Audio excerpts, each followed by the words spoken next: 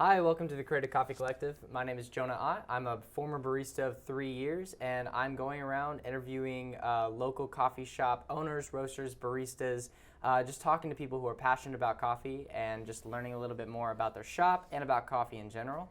Today we are with Kimberly Marcaccini, right? Yes. Okay, great. You got it. She is head roaster and owner, manager, everything. All the above. All the above at Coffee Del Rey in Plano off of 75.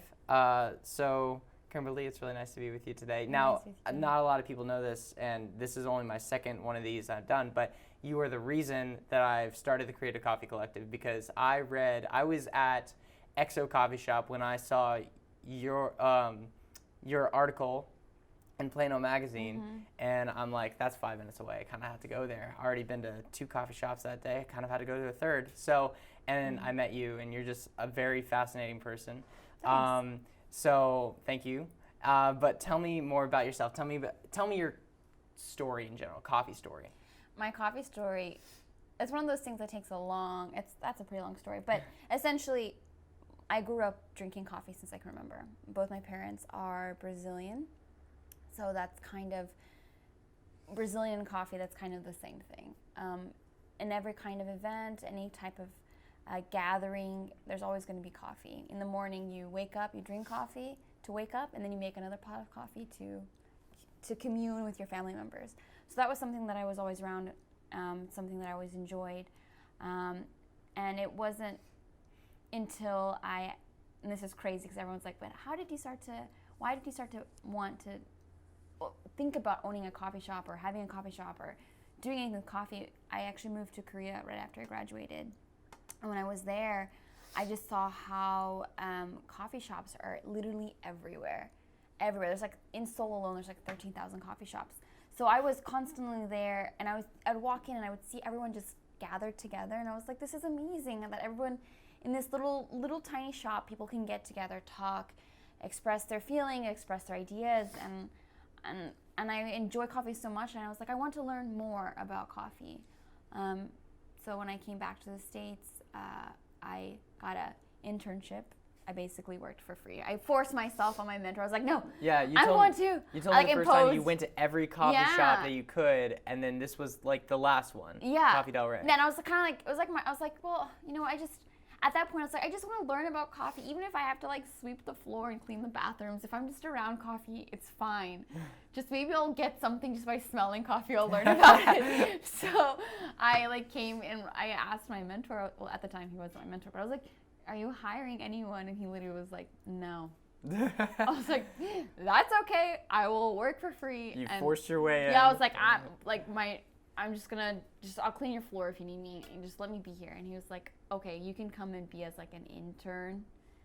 Come on Monday. Intern. But I think he honestly thought I probably was never gonna come back.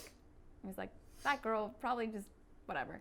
But I literally was there the next day, and And how old were you at this time? I was 26. 26. And I just was like, no, I want to learn about coffee, and I would come every day.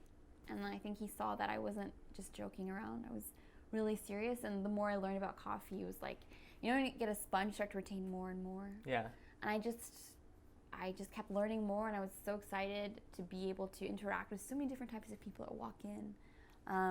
And one thing led to the next, and my mentor was looking for a way to retire. His family lives, they don't live in Dallas, so he wanted to pass on the business with someone that kind of shares the same mentality. He did this for charity, so he would donate all of his profits to charity, and I guess he saw something in me that he thought was that I could do it, and he offered me the business before the end of the year, and And this was last year? last year. So this has been a very quick journey. Really, really extremely fast. And I sometimes I'll sit there and I'll think, like, what if I had just given up, Like, what if when he walked in and he was like, no, I don't have any room for any more employees. And if I just like, walked out. all right, let's go to Starbucks and work there. Or just in general, like, if I just like given up and like, because my parents, when I came back from Korea, they're like, why don't you work in go work at a big company, work your way up, what if I just been like, sometimes I think, what if I had done that? Like, just given up and been like, okay, I'm going to go and just work in some company, cubicle job. And like, sometimes what seems like something so crazy, it's amazing how like you start to see how God starts to direct your life. Yeah. And you'll say things like, I can't even imagine that I was like, I'll work for free. When that came out of my mouth, I was like, I can't even imagine. I was like, whoa, I can't believe I said that. Whatever, let me just go with it. And you see, just if God puts something in your heart and you have to push through, you have to fight for it. God puts it there and he has to see how much you want it. So you have to keep working for it. Gotta speak it into existence, make it happen. Yeah. Although prophesize for yourself. Yeah. So tell me more about Coffee Del Rey. How is it different now than it was when you got it? And where is it going? Well, the thing is, Larry did this entirely. It was a hobby job for him. So everything all the profit he would donate to charity. I can't do that because it's my livelihood, but I do donate a portion every bag, every cup of coffee. A portion of that is going to North Texas Food Bank. Oh, that's so cool. I'm still donating, but not all of it, obviously, because I have to eat too. Yeah. So everyone has to eat. But it's something that Larry was passionate about it, and I'm passionate about it too, because their hunger exists everywhere. And sometimes we like to say, oh, in Africa or in some remote place, Southeast Asia. Yeah, it's here too. It's here too. There's a lot of families that are really suffering with the basic need of coffee. Basic need of coffee. Basic that need of too. food Basic and need coffee. of food and coffee. Yeah, coffee's very important. Sure. So, I like to do my part. Customer coming. Oh, gotcha. Let Pause. them in. Okay. Hi, welcome in. No, come in. I'll make your cold brew. A lot of times with coffee, it's very habitual. People Yeah. come, and I talked to Levi about this at Cream and Sugar. That it's really cool to be able to know someone in such a weirdly intimate way. Because all of my regulars, I knew exactly what they wanted and how they wanted. I knew if they wanted it double cupped, even some of them. So do you have a lot of regulars here? Do you experience that a lot? Absolutely. You have people I think everyone's trying to look. What I've noticed a lot is people are trying to look to build a community. Yeah. Without even realizing it, and I think that's what lacks a lot in Dallas, which is why coffee shops aren't ubiquitous here. Like you'd go to New York, every street has a coffee shop. In that it makes sense because everything is really far, everything's spread apart. You have to get into your car to go to your local grocery store, which is 10 minutes by car instead of 10 minutes by walking. So when you find a place that you get to know the person, they make your coffee. That's kind of an intimate act, making someone their coffee. Yeah. Because it can decide your whole day like that. Exactly. Some people drink it for caffeine. Some people drink it for enjoyment. Sure. But it's like if you have a really bad cup of coffee in the morning, it could put off your whole day. Absolutely. Sure. It's a decider. Absolutely. Yeah. And then when you get that person that knows how to make your drink, I had a customer. She works in close to White Rock Lake, and she goes to White Rock Coffee. White Rock Coffee, have you heard of them? No, I've not. I don't even know where White Rock is. I've been here for 4 years. I still have no idea where anything is in Texas. So it's where the lake is, White Rock Lake. There's a coffee shop called White Rock Coffee. Cool. And she's like, there's a particular barista that I like. When he's there, I know I'm gonna have a good cup of coffee. Yeah. She's like, whenever I ask anyone else to do it, it never comes out right. So she's like, and that ruins my day. And I was like, and it's true. The way you want, once you get a particular way of drinking coffee and you find that right person, it just becomes, you make sure it becomes part of your daily routine to get your cup of coffee. And I always wanted to be that person as a barista. I loved when some people, they walked in the door and they're like, you're making my coffee today? Yes. And it made me feel so good. It feels so good. It's rewarding both ways. For sure. It's a relationship. Exactly. And same thing with roasting. Whenever you roast coffee, when you roast it and you pull all the right notes that you wanted to bring out in the coffee, and then someone drinks it and their face is like, oh my gosh, I taste the blueberry notes. Oh my God, it tastes like chocolate. And you're just like, it's like, when your mom cooks food for you and you really like it, it makes her so happy. My mom never cooks food for me. Okay. Well, or anyone, or a cook. He's constantly watching the way you're gonna react to how his pasta tastes or his decadent lava chocolate cake. He's just watching to see your reaction. It's a personal thing because you put so much And especially if you're passionate about something, when you put so much love and attention, you really hope that the other person's going to appreciate it or like it because you put so much effort into it. Yeah, you can either go through life. My personal motto, it's literally engraved on the back of this watch right here: apathy kills quality. You have to care about what you're doing, otherwise you're not going to have a quality drink. I had two regulars, Brian and I always forget his wife's name, and if he watches this, he's not going to be shocked. But they come in and they got 2 regular sized lattes, and I took the time, even if I had like a line, I took the time to make the best latte art. And I always said, does it taste good? And he's like, well, yeah, it tastes great. I'm like, it can look great. Like the latte art looks great. Right. Does it taste good? That's what's always important, to keep the quality as high as possible. Now, you mentioned tasting notes. Yep. And I think you are one of the best people to ask about this. You roast coffee here. Right. Coffee Del Rey is a coffee roastery. Yeah. And you kind of have this little bar, like, just it's not the main thing of your income. How do you, I've always wondered this, because I've always wanted to do a cupping, and we're going to do a cupping one day, but how do you describe what you're tasting? Like, how do you say, that is blueberry? I've had a bag say it was green apple candy, like a Jolly Rancher. Like, how do you nail that down? I don't know if anyone's coined this phrase, but it's something that I've realized, that you have to be a conscientious drinker.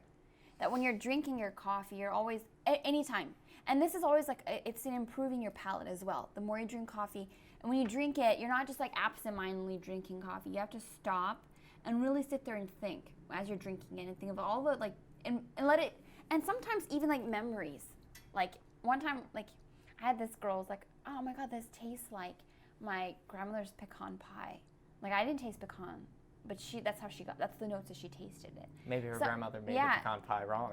Or maybe, no, just like, there's certain things like, and then when you start drinking, like, I didn't even catch that note, and she did. Because there's something like, there's some triggers in your memory that just automatically like connects with some of the drinks that you have, the tasting notes, that maybe it wasn't prevalent. Like I didn't eat enough pecans for me to realize, like, oh yeah, I guess there's some pecan notes to that. Yeah. But it's more of like, whenever you're outside, whenever you're eating food, just be tasting it, like tasting the nuts, like eat almonds and then go and eat walnuts. Because when you're describing coffee has like over 1,000 different notes. Crazy amount. So like, just when you're eating food in general too, just be conscious of what you're eating and tasting it and being aware. Like you're like, I don't eat enough raisins, or I don't smell enough raisins. I eat a lot of craisins, but so whenever you raisins are just like, I have bad childhood memories. It's like, raisins for lunch in kindergarten. Yeah. See, that's maybe a thing. And so that's it. Like, so for me, like, I love raisins. That was my thing. Like, I loved eating raisins, and so when that smell was so distinct because I smell it so much. So it's really pronounced if I smell in something else. So I think like you have to be conscientious of everything that you do in terms of eating and smelling things. When I went to a coffee class in Brazil, they're like, just when you're walking the street, just smell flowers, because you'll taste flower notes in your coffee. Yeah. You'll smell flowers. Smell flowers.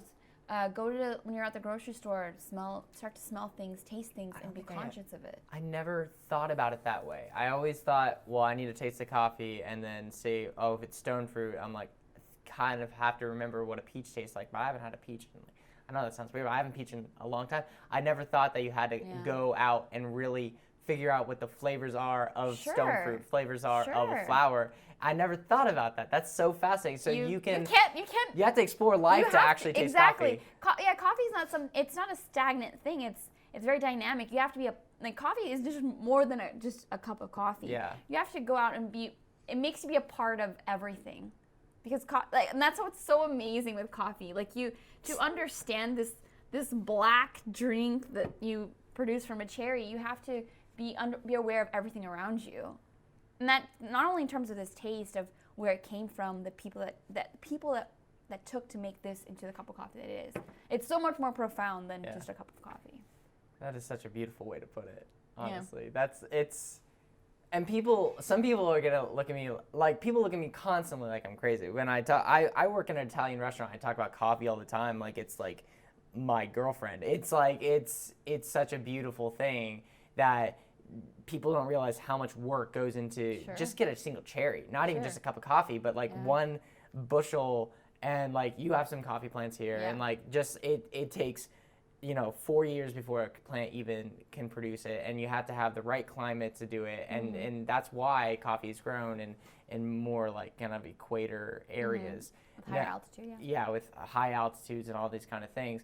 And they don't realize that, like, I had a former boss at Starbucks even, and he visited Starbucks owns one coffee farm in Costa Rica, and he visited that. And he came back to us with a newfound passion.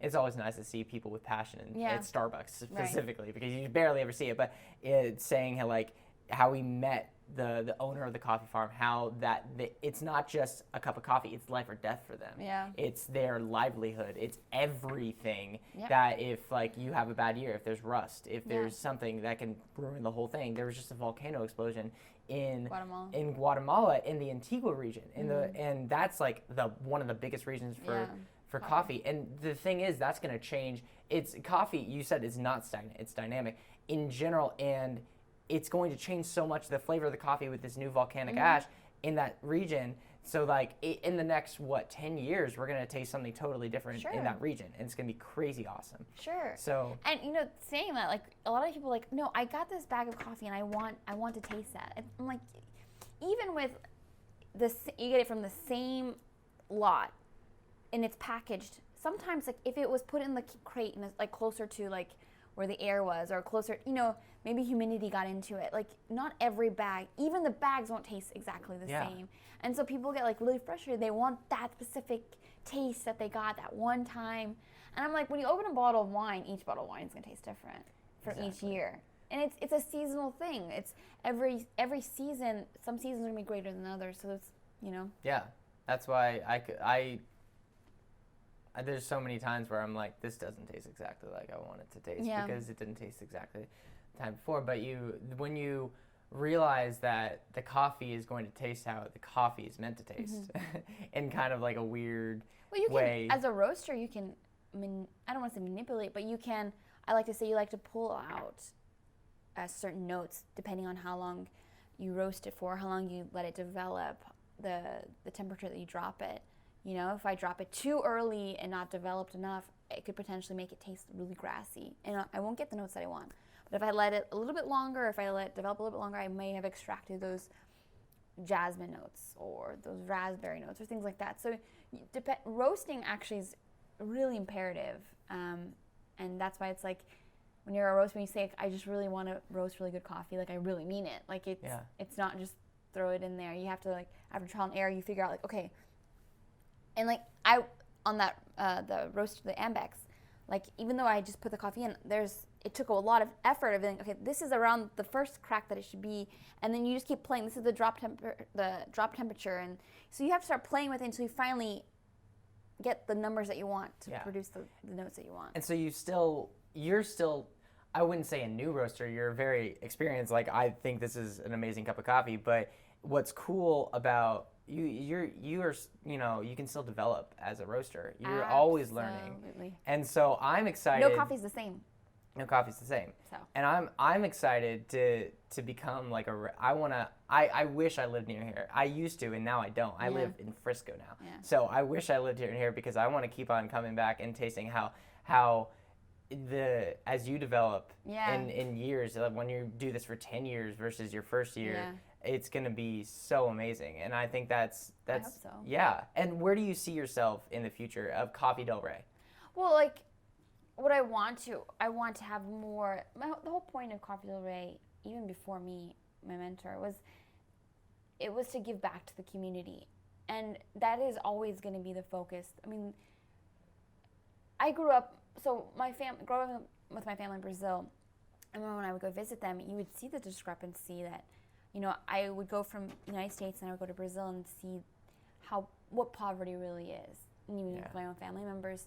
So I know that even a lot of us who think that we're kind of disadvantaged, we're nowhere near disadvantaged compared to a lot of people who are there's going through some really horrible and difficult times. So, when God gives you a blessing, it's not for you to hoard for yourself, it's to give back to others. And so I hope to I want to have more personal relationships with farmers and find ways that we can work together to help their community. I want to find ways to help even more the community here in Dallas, because coffee is a communal thing and it's a community thing. So, I'm so happy that there's North Texas Food Bank that's helping communities and families who are in need, who really are going through some really difficult times. And then other people, like education's a big thing. I was a teacher for 3 years in Korea, and there's a lot of kids, creating programs for kids who maybe are struggling with school or wanting to go to college, but there's no financial ways of going to college. Yeah. I want to be able to always, the focus of this is not only for really good coffee, but producing good coffee so that I'm being able to give back to the community at large. Not only here, but not only locally, but locally from where I'm getting my coffee. Yeah. So I always want to make sure that's my focus and just growing that as much as I can. You're amazing. That's amazing. It's great to hear, people who care so much about the whole line, because you look at some people that just don't care at all. Well, it's a personal thing. My grandfather was a coffee cherry picker. Really? On both sides. My dad, when he was 10, would go help his mother pick cherries, and they'll talk about it. They're literally working in sometimes conditions where it's really hot, and a bag of coffee is 132 pounds, burlap bag, and you're getting $2 for it. So you have to work really, really hard to fill up this whole bag. Yeah. And there's all kinds of animals that live in. It's not there's snakes, there are wasps, there are all kinds of really dangerous animals. Especially in Brazil, where yes. it's gonna be a little bit different kind of wasp. Now yeah. up here we have. No, there's wasps that if they sting yeah, literally, and you're literally working in the middle of a field in the countryside. If you get stung by this wasp and you're not in the hospital within 3 minutes, yeah. Life or death. Literally. And people go to Starbucks and get white mochas. They don't. I feel like. But you know what? To me, that's another thing. With coffee, you drink it the way you want to drink it, but just understand. I think there has to be a connection. There's a disconnect, and I think with a lot of things that we buy, there's a disconnect of where it comes from and what it took for it to get from that place to where in our hands. You know, and I think if you want to put whatever you want in your coffee, put it, but just understand that there was someone that was outside in the rain, in the sun, picking cherries, that they were for the lowest, and even kids, my dad was doing it, and a lot of kids go and help their parents in their farm. Sometimes it's family farms, family owned, so the kids go and help their parents, of course. So, it's so important to understand that it's not just a cup of coffee. Someone did a lot of work for you to be able to enjoy it. Yeah. And I think that's important. Fine, enjoy the coffee as long as you're understanding how it came to that and appreciating that. Yeah. You can appreciate coffee, any way you want. I think coffee for me. I find myself that I just judge them. I feel bad, but I feel bad that I judge them, but I do anyway, just because but that's where I started. I started working I didn't even want to be a barista. Yeah. I applied at Barnes & Noble, and they put me in the cafe when I wanted to be a bookseller. And then a month later, I got a job at Starbucks in the mall, and that's Frappuccino heaven. Yeah. And I only drank double chocolatey chip Frappuccinos, which has no coffee in it. Yeah. And now, after a year there, I started, trying to develop my palate, because I don't know why. Eventually it just fascinated me. Yeah. My dad drank coffee every morning, and I never thought I'd be like him. I always thought I'm not gonna drink coffee. That's my dad's thing, But it's crazy how much, if you just put a little bit of effort and try to have that awareness of where it's been and how hard the process is from growing to picking to processing to roasting to in a bag and a cup. That's basically in a very broad term how it goes. It can change your appreciation, and you can get rid of that white mocha eventually. You don't have to. Obviously, white mocha tastes good. There's a reason why. And when I get a latte, I get a vanilla latte, because I think I like vanilla. But it's important to sometimes appreciate what a black cup of coffee can do. Sure. And a lot of times, people start to whenever you start to drink a really good cup of black coffee, then you're like, I don't think I need to add sugar anymore. Yeah. And then that becomes with the way they want to drink it. But, like coffee is it triggers memories in people's minds. It's fascinating. And it's never bad memories. It's always like, oh, that one time my grandmother, that one time, like, I had this one lady, she's like, do you have honey? She's like, I know I shouldn't put anything in my coffee, but I always put honey in my coffee because it reminds me of my grandmother. Yeah. So, like, it's like these things that, like, it's a personal thing. And, I'll have people tell me, I read online that I need to do this and this to make a perfect cup for a pour over. And I tried it and I didn't really like it. I was like, what were you doing before? And they'll tell me their method. I was like, did you like that cup of coffee? And like, yeah. I'm like, then why are you going to change it? There's some guidelines, but those are not set in stone. Yeah. You modify it to fit your palate, and then you just start changing it as your palate changes too. Yeah, and that's what I've found that taste is subjective, and I said that in the very last podcast. But taste is subjective. Once you know the rules, you can break the rules, and that's why I started off I'm making a Colita right now, and you guilt trip me into needing to get a V60. No. But once I'm starting the Colita, and I started with a 16-to-1 ratio, but like that's like the most common. But now I'm finding that I like a little bit stronger. Sure. I want to taste those notes more profoundly, so I'm going down to a 14-to-1 ratio, sure. even if it's not exactly what everyone does. Yeah. But it's, and that's why like I can't judge someone for drinking a dark roast. I can't judge someone for drinking Starbucks, but you can always encourage them to push them to explore everything. Yeah. Now, dark roast is almost synonymous with a Starbucks. Starbucks made dark roast more popular. I found like with their French roast, which is their darkest roast, it basically tastes like smoke. You can't taste anything else. It has like one unanimous flavor. Now, how dark do you go? No. Not dark at all. No. So why? It's really fascinating. My mentor would roast a little bit darker, but as I started roasting and playing and trying and cupping and roasting again, I've been roasting lighter and lighter and lighter. With certain coffees. There's certain coffees that one of the first notes to go when you're roasting are like floral notes, slightly fruitier notes. You have to be really, really gentle when you roast it, and you don't want to roast it too dark, or it just goes away. Yeah. But there are other coffees that are like more earthier, chocolatier notes that just do really well with a slightly darker roast. I don't like going too dark because I like to say that every coffee has a personality. I don't want to basic it out by. I just made up that word, but basic it out. Basic it out by like making it too dark, by creating just a very unanimous kind of taste. Yeah. I like there to be like an excitement to the coffee, because coffee is exciting. Their personality, you really want to exemplify their personality in the right way, I think. But like I said, there's some who just really enjoy that darker roast, and that's fine. But I don't like getting my coffee that dark. And I think it's because they're just used to it. Yeah. And I think if they see it as a different drink rather than coffee, each roast is a different kind of coffee. Sure. When you think like a different coffee drink. Sure. But not, And some coffees, like I said, pair well dark with slightly darker roast. Like I don't know if you know the terms like full city roast, city roast. I've heard of them, but I'm not super familiar. Let's bring out the book. Yeah, let's bring out the book. This is you'll see here, these are the different, this is how a lot of roasters are going to define. So you have like the cinnamon roast, which is on the lighter end. You get the city roast. Full city roast is kind of the darkest that I'll go. Okay. And then Venetian roast is when you start getting closer to almost basically to second crack. And that's where you start seeing the oils to the coffee. And then you push over to French and then Italian roast. Yeah. And that's what Starbucks looks like. Yeah. And it's darker even, I feel like. Yeah. So like whenever you see full city roast, that means it's a medium roasted coffee. Yeah.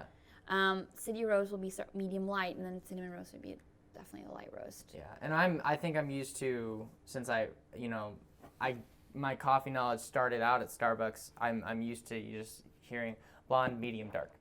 That's all. And I think a lot of people. This is more third wave. Yeah. That third wave. I had to Google that the other day. Really? I'm like, what's third wave coffee? I've heard of third wave feminism, but not third wave coffee. Mm-hmm. And then I Googled it. I'm like, oh, I guess I am on that wave. Like, yeah. I guess and to the viewers who don't know, third wave coffee is just the new profound craft coffee. Yeah, it's like artisan. Artisan. Is it artisan or artisan? Artisan. Artisan. I think I think it can be anything you want to be. Yeah. No, it's artisan. I had someone correct me one time. No, it's artisan coffee. I think what's happening in general is that everyone's going back to like craft, like building a craft. You're not like pressing buttons and pulling shots, or you're actually taking time to like fix the grind. Oh, it's a little more humid. Well, let me make the grind a little bit coarser, finer, or whatever. As the day progresses, I need to make it coarser. So you're creating a craft. You're perfecting what you're doing. That takes a lot of time and effort. So like same thing with roasting. You're not just dumping into this huge machine and just making it a darker roast so that it can taste all the same. No, you're kind of like, okay, I know that I can extract certain notes from the coffee. Like, how can I do it? What's the best way I can do it? Now, we've talked about a lot of reasons why coffee is important. And it is very important in society. But why is it important in like the grand scheme of things? Why do you think it's the most important thing? Like, not the most important thing in the world. Obviously, like, God's important, family's important. But why do you think it's so important? And why is it important to society and you?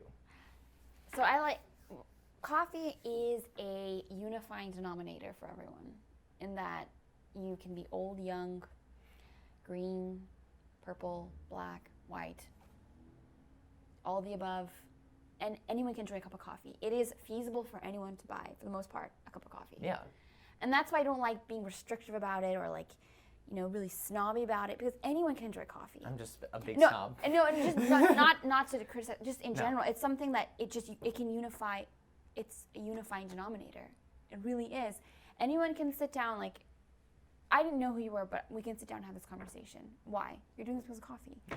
When I was in Korea and I would go to a coffee shop, I would sit next to a Korean and get to talk to them about, life in Korea, what it's like to be a young person in Korea, get to learn more about their language, more about their culture. And in Brazil, it's a communal thing. After work, everyone gets together. No matter how bad the day was, we'll get together, drink a cup of coffee, eat little cheese breads, and it's a moment for everyone to get together and just forget about their differences and get to learn about their differences. You know what I mean? To exchange ideas, to talk about their lives, and I think that's what's lacking now. I think with our generation, and because of technology. Technology is great, but it's also kind of isolating a lot of people. There's not as much in human interaction. You don't need to go to the grocery store. You can, have it shipped to you. You don't need to go to the restaurant. You can have someone bring it to you. There's starting to become a lack of interaction with people, and I think coffee is something that if you can sit down and drink, you kind of bring back that that societal communal thing that is starting to I don't want to say disappear, but it's becoming less and less prevalent. Yeah, I've noticed in my own coffee, when I had a coffee shop environment, people came, sat on their laptops, didn't talk to anyone. But then it's always interesting that no matter how shut off someone is in a coffee shop, somehow someone talks to you, even if they don't want to. Even with you, yeah, it's somehow like that person that's making your cup of coffee. Like, you end up interacting, you're talking with them. You had amazing conversations. Me too. I have people come in and they'll tell me their life story in like 5 minutes, and it's like profound. And it's amazing to hear everyone has a story, and everyone wants to share their story. And it's true. People are like, no. Everyone wants to share their story. And with coffee, it's almost like this, it kind of adds this relaxing, it puts you in this comfort, and maybe because it's warm. Conversational lubricant. Yeah, exactly, because it's like warm. You have good memories of it, and you just start talking about your life, about things, and then you just start learning. Oh, I went to India one time, and then you start sharing experience. I had this guy come in, and he started telling me how he was from South India, and South India is where they grow coffee, and he started describing his childhood to me. His father would pick the cherries, leave it out to dry, and they would roast it and drink fresh coffee like that. That's awesome. So you just start learning about so what is coffee like in India, and what was it like living on a coffee farm, and so you start having all things that I never would have experienced, but I get to live through, understand through someone else's experience. And he was Indian. He was he was here from Chicago visiting. He stopped by because it was a coffee shop. Coffee is a way of bringing people from all corners of the world, and it's amazing. Yeah. And that's what I mean. It's the denominator that equalizes everyone, which is amazing. And it's a simple little black drink. And it doesn't cost $1 million. No, it doesn't.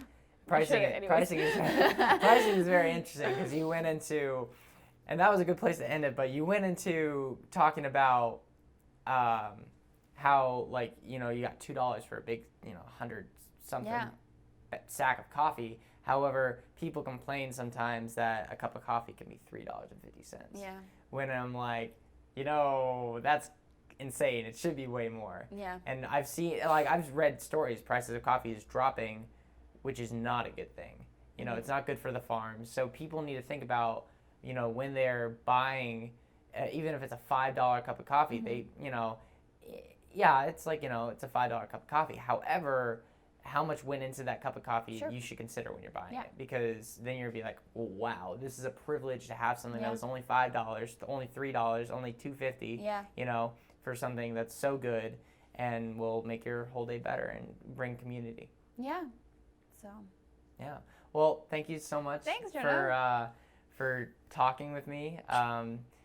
This has been a long time coming, and we're definitely going to have more conversations in the future. Sure. I remember the first time I walked into your shop, when I described earlier, we had like, what, a 30-minute, 45-minute conversation just about life, and I told you about like my life. I didn't even expect it. And I'm like, so you know, I feel like it should be better than that. But no, it was amazing. It was one of the best coffee experiences as a consumer I've ever had. Yeah. So I want to thank you again for that. So please check out Kimberly here at Coffee Del Rey in Plano. Yeah. She makes a really great cup of coffee and obviously gives back to the community, which is really important. So yeah, thank you so much. Yeah, thanks, Jonah. All right. It's a wrap. Was that one shorter? It's probably longer, actually. Probably longer. It felt shorter because it was so interesting. I love this.